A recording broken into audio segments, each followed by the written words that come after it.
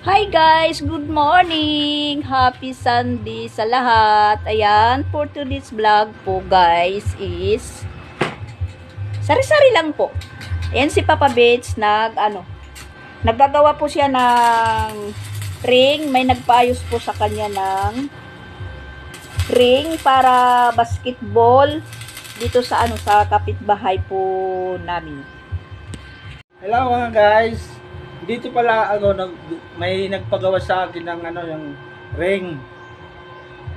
Kaya ito Kanina pa po siya nag-umpisa. Kanina pa ako nag-umpisa kasi nagporma muna ako tapos ni-welding ko. Ito mga guys, tingnan niyo yung ring na ginawa ko. Ito. Mainit pa yan? Mainit pa to. Yan, may pinagkakaabalahan na naman po si Papa Beats. May nagpagawa na sa kanya ng ring. At sa mga nagtatanong po na sabi nila sana matapos na yung paggawa ng pintuan ni Papa Beats dito. Ayan, nagawa na naman po ni Papa Beats na pintuan. Ayan.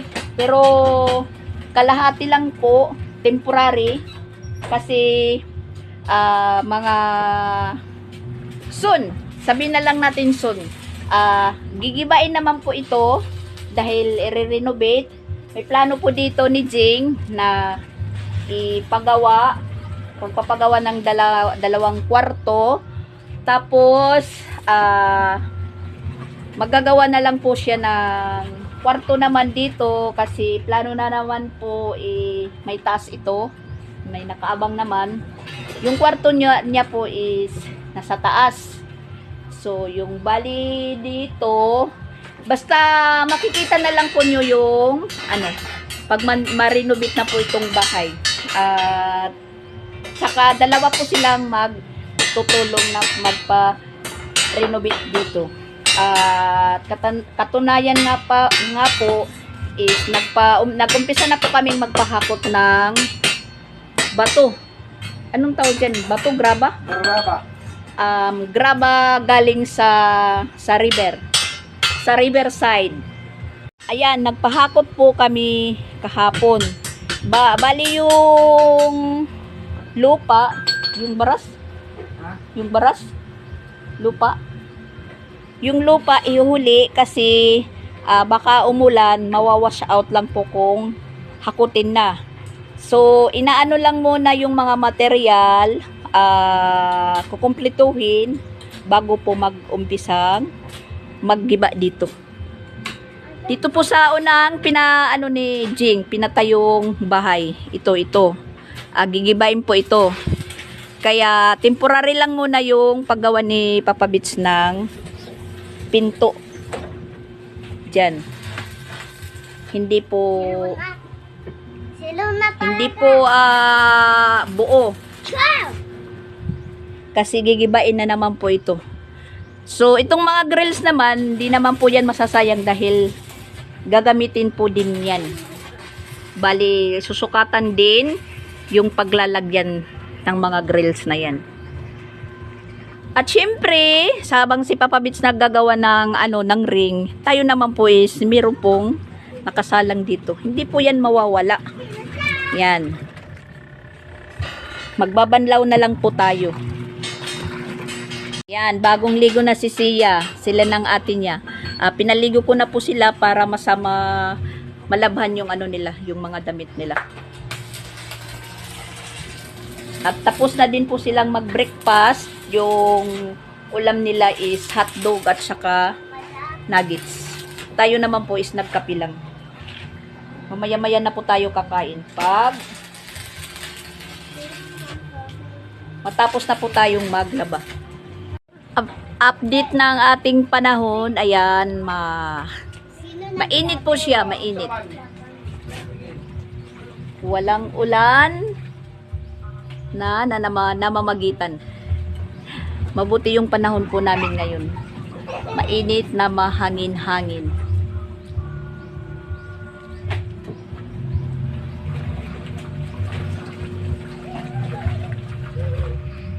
Kinukuha na yung ginawa kong ring, dito na yung anak. Magpapaliga ka mo, Bi? Paliga sila. Paliga. Yan, tapos na po yung ring na ginagawa ni Papa Bits at kinukuha na po ng anak ng nagpagawa. Sige, sabihin mo, papa mo, sakto lang yung ano niya, yung dinala nyo na ano. Steel bar, sakto lang. Papaso ah, di ba? Ha? Sige, sige.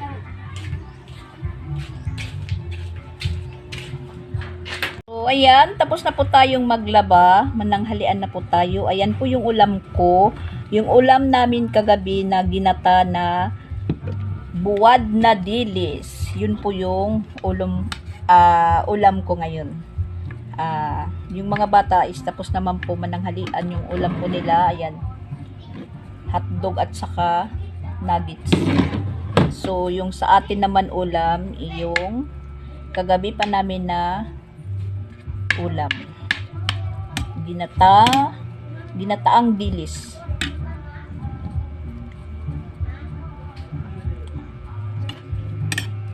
May naririnig naman pa po ba kayo na sounds?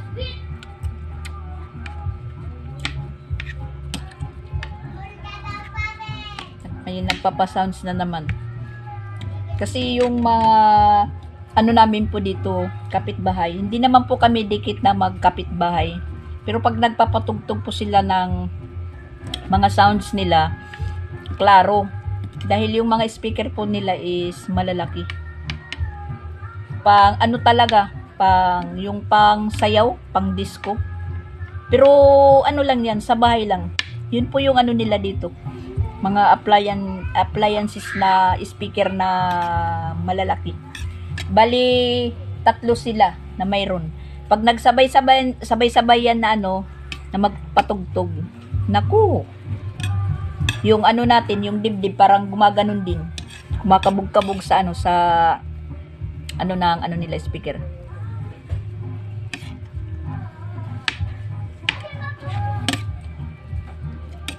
Libre sounds po kami dito. Hindi naman ibig sabihin na ano, ayaw namin na magpapatugtog yung kapitbahay namin. Sadyang malakas lang po yung ano nila, sounds. Hindi natin mapipigilan yan. Dahil malayo nga yung bahay nila sa amin, laki ng distansya po, pero yung tunog ng sounds nila is dinig na dinig po sa amin dito. Pag nilalakasan pa po nila lalo yung sounds nila, yung bahay namin tumutunog. Parang naggrag-grag. Tumutunog din yung bahay namin.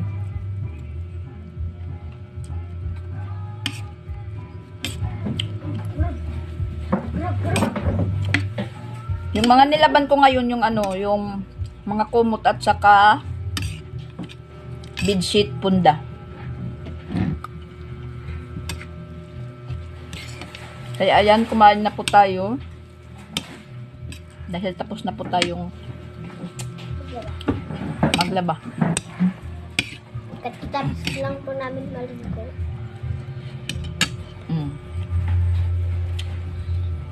Marap si Cresley, nakala niya live. Paghay ka dyan. Hi po. Sa inyong lahat.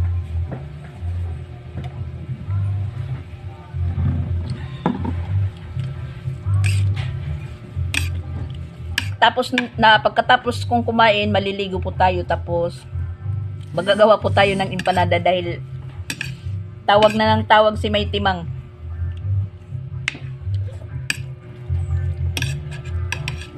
Gagawa muna tayo ng empanada.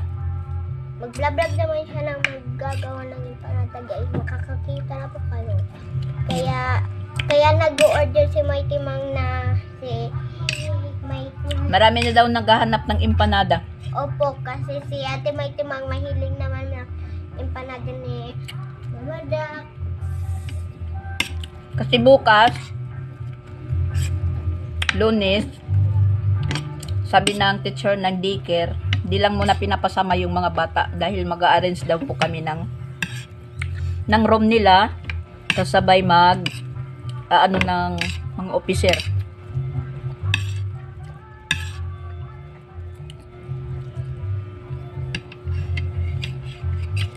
Wala. Kagabi hindi, yung kinain, yung inano lang po nila, yung inulam, yung sabaw.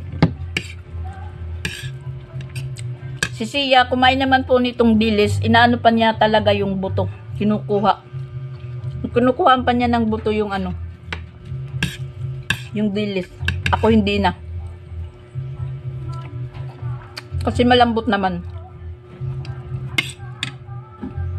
Mga kumot at saka bedsheet na nilabhan ko matutuyo yan kaagad kasi ayan, mahangin.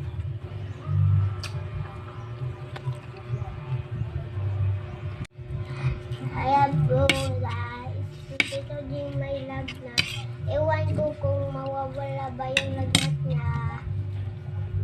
Dito din, kamusta ka na? Tawa ka kasi ng tawa.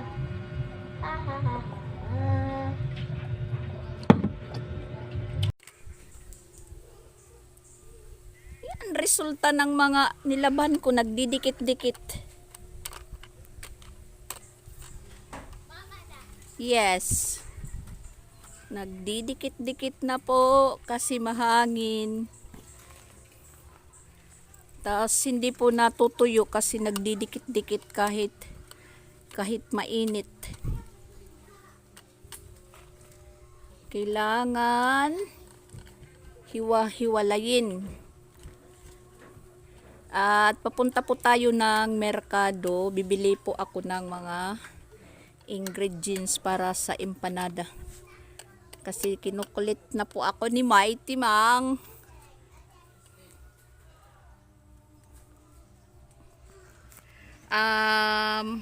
Alas 3:45 na po yung oras. At ayan, nagluluto na naman si Sansan ng snack nila. French fries. Sabi pa ni Sia. Anong pangalan nito, Sia?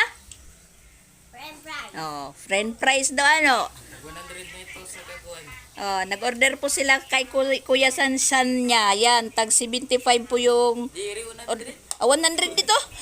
100 pala yung kada order nito. Doon na lang pa ako sa Don Pablo kasi 75 lang. Dito kay Sansan 100. Nagtitinda siya? Oh, kung magdako na siya, ay magtitinda niya siya. yung mga customer niya yan. Yung dalawang magkapatid na magkukulit. At oy, ay pagsugad siya, magkukang ka. At aalis po kami ni Papa Bits punta ng merkado. Open the gate. Hi, hello. Hello po sa idol ni Papa Bits.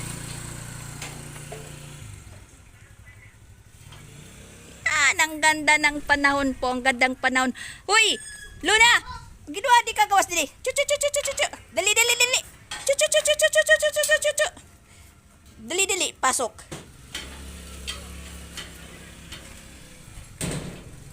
Ang ganda ng panahon. Mag-alas 4 na mainit pa.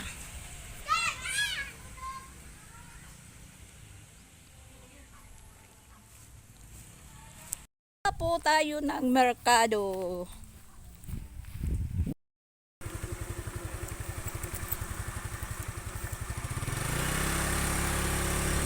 Hello. Punta muna kami sa bayan, may bibili kami para kay Mighty Mang na empanada.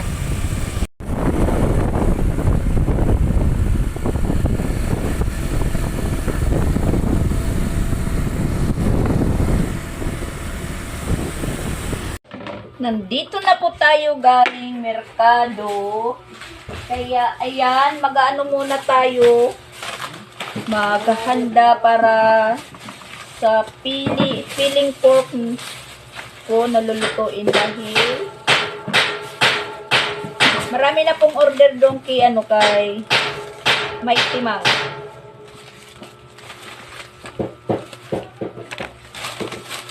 Gagawa muna tayo ng empanada.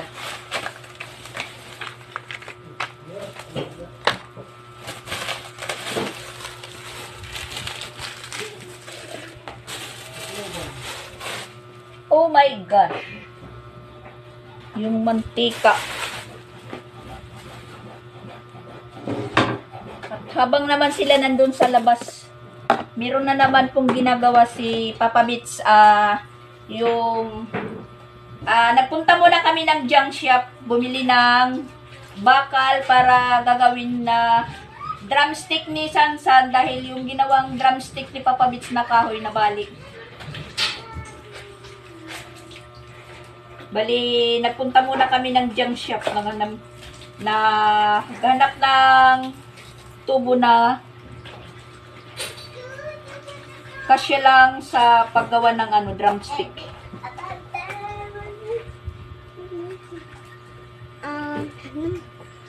Kailangan na kasi ni Sansan dahil na nila bukas. Buwan ng wika. Buwan ng wika. Magbabalat muna tayo ng yan. Magbabalat muna tayo.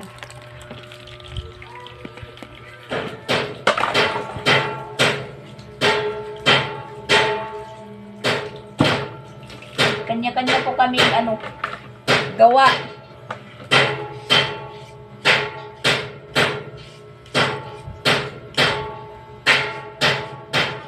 Mag-i-stop po tayo sa freezer ng empanada.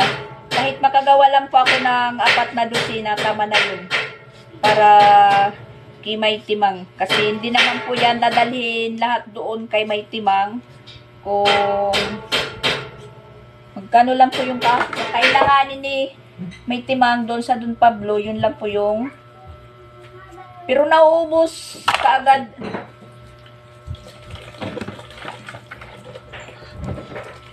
Ano yan? Ano yan? Ha? Ano yan? Ano po yan? Nandito ka na naman. Ano yan ba? Mangungulit ka na naman dyan. Mangga? Di yan mangga, patatas yan, patatas. Ito? Di ba manak kami ito ginhimot ko ang french fries? Oo. Patatas. Sunod, balit na lakitan patatas. Tayo na lang gagawa ng French fries. ng french fries. Sabihin mo dyan sa kung anong inisnack mo. Sabihin mo dyan, anong inisnack mo. French fries! Magduro. Ay, pagsugad, Treslin, kay makukuang ka. Ano kaya to? Agoy. Anong tawag ganito po, guys? Ang kain namin kanina nila Papa. Si Mama Dak, marunong na magluto kung Agoy, alam ka na alis sila. dyan. Hindi yan live. Agoy, agoy. Yan, magdilim muna tayo ng gulay.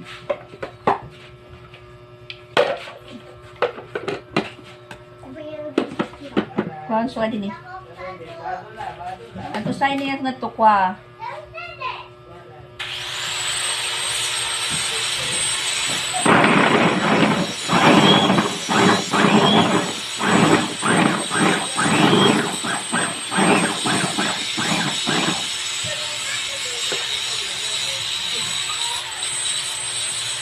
Jadi, madali lang po siya. Hindi na po tayo maghihiwa-hiwa.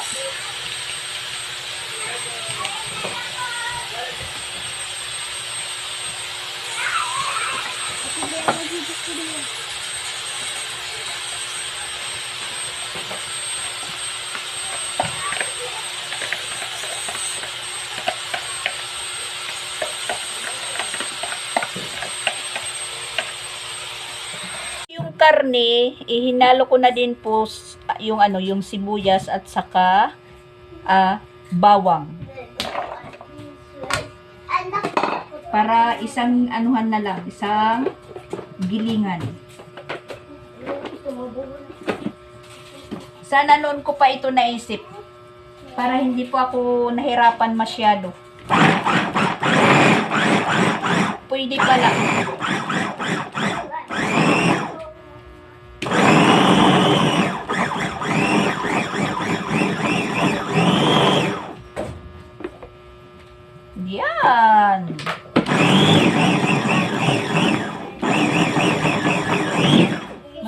mabuti pa kasi halong-halo talaga yung ano, Budak ko.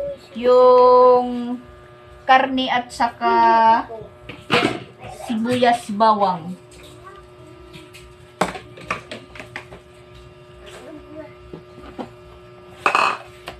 Sige, sige, tumula ka sa kat na lipot. Yan po.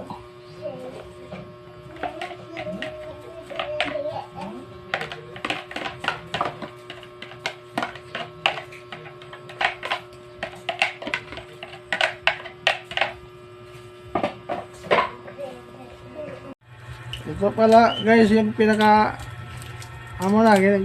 ito Pinagkakabalahan. pinakaabalahan ko na ano project ni Sansan. Ay, masunod dito. Kunla, scotch tape la. Oh, Kasi yung dati ni Sansan kahoy nabali. Kaya bumili muna kami ng ano ng bakal doon sa junk shop. Yan po, nabali yung ano, yung una ni Sansan ito, kahoy, nabali. Ito hindi na mababali kasi bakal na po yan. Kaso lang maano sa scotch tape. Magastos sa scotch tape. Pero ka scotch tape ito. Scotch tape. Ini usan na. Kuwad. Bali upat. Diri kay Ano ito? Kung Sansan kuwan. Bakit pa, ano yan, malapad? Yung kay Sansan bilog. Magkakaiba kayo ng ano.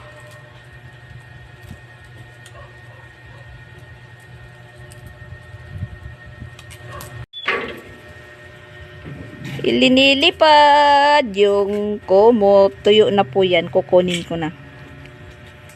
So, ayan po guys. Umpisa na po tayong maghulma ng empanada. Hindi na lang po ako nag-video sa pagluto, paggawa ng dough dahil nakita nyo naman po sa unang mga nakadaang mga vlog ko na gumagawa ng empanada. Hindi na lang po tayo nag-video dahil yan, gagabihan na po tayo. Tas hindi naman po ako makakapagluto ng ulam. Si Papa Bits na lang po yung pinagluto ko. Hindi ko na lang po ipapakita si Papa Bits dahil wala na naman po siyang damit. Meron naman pong mag-aano dyan pag nakita si Papa Bits na walang damit. Hindi ko na lang po siya ipapakita. Basta siya po yung nagluluto ng ulam. Nutusyan ko po siyang magluto. Yung kalahati ng baboy na ginawa kong filling pork, yun po yung ulam namin, pinadubo ko sa kanya. Kasi kailangan po natin umpisa na pong maghulma ng empanada. Ako po may pasok na po ako. Mga mamaya-maya, magplaplansya naman po tayo.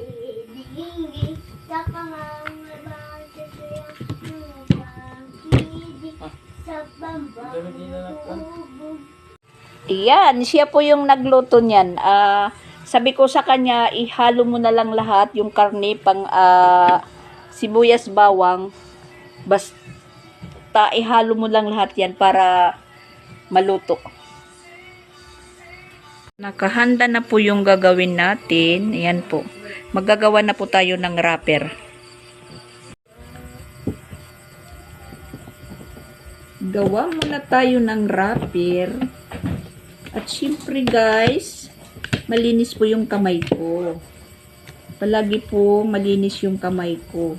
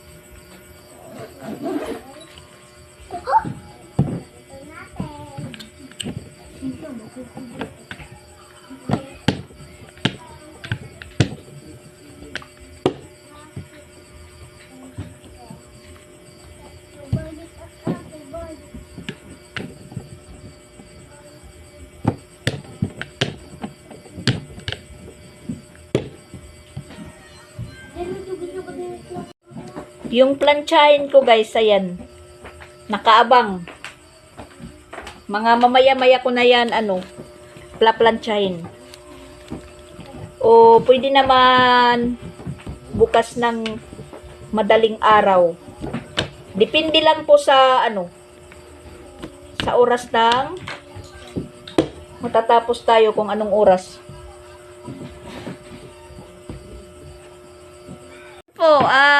Ready na po si Sia para bukas. Tingnan niyo po yung sapatos niya. Ayan. Yan pong sapatos ni Sia bukas. Ang ganda Kay Tito Bunjing. Tito Bunjing yan.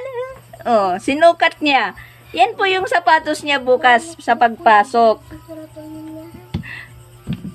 Guys, ito po yung sapatos ko. Ayan, malansyahin ko bukas. Kumakain na po sila. Diyan lang muna sila kakain sa lapag dahil ginagamit ko pa yung misa. Bali, sila lang po muna yung kakain. Mamaya na lang po ako. Okay, Sia, Chrislyn, pray. Little Father, Son, Holy Spirit, Amen. Blessings are Lord to you, thy gift, we shall go to sleep with thy born kingdom, Christ our Lord, Amen. In the name of the Father, Son, and the Holy Spirit, Amen. Sige, kain na kayo.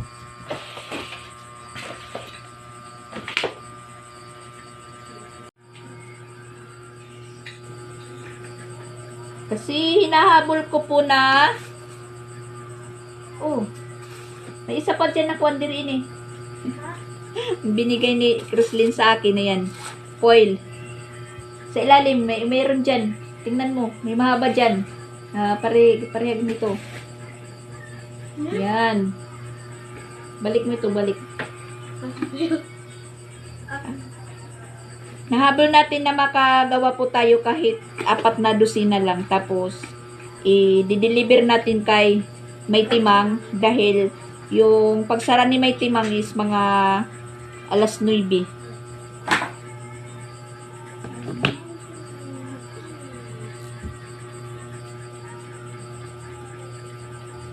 Ilalagay muna natin sa freezer para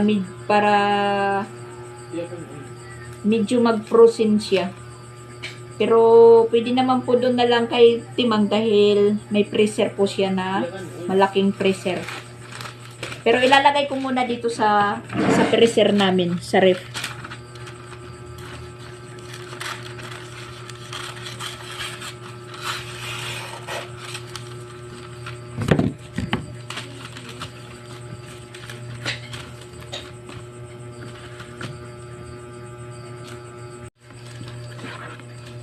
Pinalitan ko yung yung lalagyan dahil yung una ito po 2 dosina lang yung yung sakto. Ito 4. Bali pinalitan ko.